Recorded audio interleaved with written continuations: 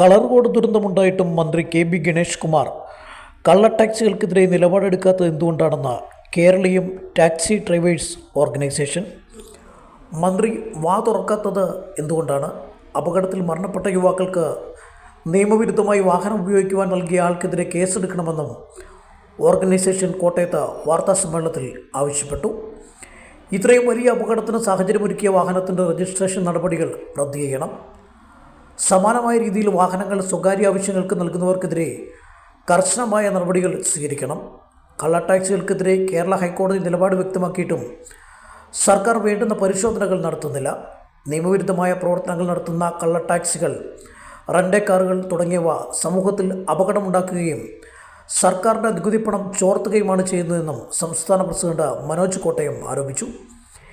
KSRTCയിൽ ഗുണപരമായ പല മാറ്റങ്ങളും നടത്തുന്ന മന്ത്രി മറ്റ് മേഖലകളിൽ ഇടപെടാതിരിക്കുന്നത് നിയമലംഘനം നടത്തുന്നവർക്ക് വളം വെച്ചു കൊടുക്കുന്ന പ്രവണതയാണെന്നും ഭാരവാഹികൾ കുറ്റപ്പെടുത്തി. ജില്ലാ സെക്രട്ടറി D. മനോജ്, ജില്ലാ പ്രസിഡന്റ് മനോജ് പുതുപ്പള്ളി തുടങ്ങിയവരും വാർത്താസമ്മേളനത്തിൽ പങ്കെടുത്തു. അപ്പോൾ ഇങ്ങനെ ഒരു കുറ്റകൃത്യം ചെയ്യുന്ന ഒരാൾ അതിനെ ന്യായീകരിക്കുന്ന ഒരു അവസ്ഥയിലേക്ക് വന്നു. ആ കുട്ടികളുടെ മരണത്തിൽ നമുക്കും ദുഃഖമുണ്ട്. ആ ദുഃഖത്തിനോടൊപ്പം ഞങ്ങൾ ചേരുകയാണ്, അതിൽ പങ്കുചേരുകയാണ്. എങ്കിൽ പോലും ഇപ്പം നിലവിൽ ആ പയ്യനെതിരെയാണ് കേസെടുത്തിട്ടുള്ളത്. എന്നാൽ എന്തുകൊണ്ട് ഇതുപോലെ മോട്ടോർ നിയമം ലംഘിക്കപ്പെട്ട് ലൈസൻസ് ഇല്ലാതെ ഇങ്ങനെ റെൻ്റ് ക്യാബ് എന്നുള്ള രീതിയിൽ വാടകയ്ക്ക് കൊടുക്കുകയും അതോടൊപ്പം തന്നെ ഇതൊരു ബിസിനസ് പോലെ കൊണ്ടു നടക്കുന്ന അദ്ദേഹത്തിനെതിരെ മോട്ടോർ വാഹന വകുപ്പോ അല്ലെങ്കിൽ പോലീസോ കേസെടുക്കുന്നില്ലെന്നുള്ളതാണ് ഞങ്ങളുടെ ആദ്യത്തെ ചോദ്യം. കഴിഞ്ഞ ജനുവരിയിൽ ഇതുപോലെ തന്നെ ഞങ്ങൾ ഈ വിഷയവുമായി ബന്ധപ്പെട്ട് ഹൈക്കോടതിയെ സമീപിച്ചു. ഇവിടെ നടക്കുന്ന റെൻ്റ് ക്യാബുകളും കള്ള ടാക്സികളും തടയപ്പെടണമെന്നും അതിൻ്റെ പേരിലുള്ള നടപടികൾ ശക്തമാക്കണമെന്നും പറഞ്ഞ് ഞങ്ങളൊരു കേസ് ഫയൽ ചെയ്യുകയും അതിൻ്റെ അടിസ്ഥാനത്തിൽ ബഹുമാനപ്പെട്ട ഹൈക്കോടതി ഒരു ഉത്തരവ് നൽകിയിരുന്നു. 30 ദിവസത്തിനുള്ളിൽ കൊടുക്കുന്ന പരാതികൾക്ക് കൃത്യമായി അന്വേഷണം നടത്തി ആ കുറ്റക്കാർക്കെതിരെ ശക്തമായ നടപടി സ്വീകരിക്കണമെന്ന് പറഞ്ഞുകൊണ്ട് കേരളത്തിലെ എല്ലാ RTO ഓഫീസുകളിലേക്കും ആ ഉത്തരവ് അയച്ചിട്ട് അത് കാണാത്ത ഉദ്യോഗസ്ഥരുണ്ട്.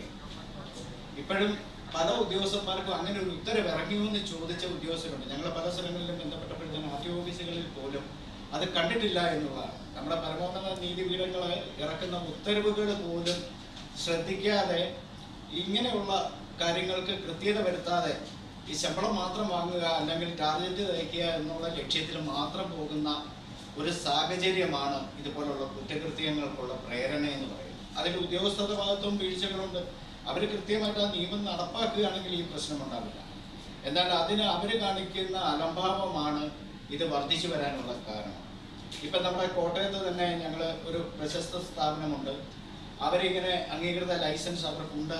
അതിൻ്റെ പുറകിൽ അവർ കൊടുക്കുന്നത് മൊത്തം പ്രൈവറ്റ് വാഹനങ്ങളാണ്. നിയമവിരുദ്ധമായ സംവിധാനങ്ങളെ പ്രോത്സാഹിപ്പിക്കുകയും ചെറിയ ചെറിയ തെറ്റുകൾ കൊണ്ട് നമ്മുടെ സാധാരണക്കാരെ ചിലപ്പോൾ സീറ്റ് ബെൽറ്റിൻ്റെ ഇതൊന്നും ഇടാനായിട്ട് ഒരു കടയിൽ കയറിയിട്ട് പുറത്തോട്ട് ഇറങ്ങിയാൽ ആ സമയത്തായിരിക്കും മോട്ടോർ വാഹന വകുപ്പ് അല്ലെങ്കിൽ പോലീസ് കാണുന്നത്. അതിനൊരു താക്കീത് പോലും കൊടുക്കാതെ 1000 രൂപ പിടിച്ചു മേടിക്കുക, അല്ലെങ്കിൽ അവരൊരു തുക വെച്ച് ആ ഒരു സിസ്റ്റമൊക്കെ ഇവരിത് ശരിക്കും പറഞ്ഞു കഴിഞ്ഞാൽ ഈ നിയമങ്ങളെ ഉപയോഗിക്കുന്നത് ഖജനാവ് നിറയ്ക്കാനാണെന്നുള്ളതാണ്. നിങ്ങൾ ഇത്രയും പത്രക്കാരുടെ ശ്രദ്ധയിൽ എവിടെയെങ്കിലും ഈ ഗതാഗത വകുപ്പ് മന്ത്രിയുടെ ഒരു സ്റ്റേറ്റ്മെന്റ് നിങ്ങൾ കണ്ടോ? ഈ വിഷയവുമായി ബന്ധപ്പെട്ടിട്ട് എവിടെയെങ്കിലും നിങ്ങൾ ആരെങ്കിലും കണ്ടോ? അദ്ദേഹം എന്തുകൊണ്ടാണ് വാ തുറക്കാത്തത്? അദ്ദേഹത്തിന് ഉത്തരവാദിത്തമില്ലേ? K.B. ഗണേഷ് കുമാറിന് അദ്ദേഹത്തിന്റെ ഡിപ്പാർട്ട്മെന്റിന്റെ ഭാഗമായുള്ള ഇതിൽ സംഭവിച്ച ഒരു ഇല്ലീഗൽ ടാക്സി വാടകയ്ക്ക് കൊടുത്ത് അതിന്റെ ഭാഗമായിട്ട് 5 കുട്ടികളുടെ മരണമുണ്ടായിട്ട് അദ്ദേഹത്തിന്റെ വായ എന്തുകൊണ്ട് തുറക്കുന്നില്ല? അപ്പൊ ഇവരൊക്കെ ഇതിനെ പ്രോത്സാഹിപ്പിക്കുന്നവരാ. ഇതിനു മുമ്പിരുന്ന ഗതാഗത വകുപ്പ് മന്ത്രി ആന്റണി രാജുവിനെ ഞങ്ങൾ ഇതുപോലെ തന്നെ ഈ വിഷയങ്ങൾ ചൂണ്ടിക്കാട്ടി പരാതി കൊടുത്തപ്പോൾ അദ്ദേഹം ഒരു സ്റ്റേറ്റ്മെന്റ് ഇറക്കി. കള്ള ടാക്സികൾ നിയന്ത്രിക്കപ്പെടണം, അതിന് ശക്തമായ നടപടി ഉണ്ടാകും. അതോടെ അദ്ദേഹത്തിന്റെ കഥ കഴിഞ്ഞു. പിന്നീട് വന്നത് ഗണേഷ് കുമാറാണ്. പക്ഷെ അദ്ദേഹം KSRTC മറ്റ് സംഭവങ്ങളും ഒക്കെ ആയിട്ട് ബന്ധപ്പെട്ട് വളരെ വാചാലനാകുന്നത് കാണാം. അദ്ദേഹത്തിന്റെ അതേ കീഴിലുള്ള ഒരു സംവിധാനം കൊമേഴ്സ്യൽ വിഭാഗം വാഹനങ്ങളുടെ ഇതിലും അദ്ദേഹത്തിന് ഉത്തരവാദിത്തമുണ്ട്.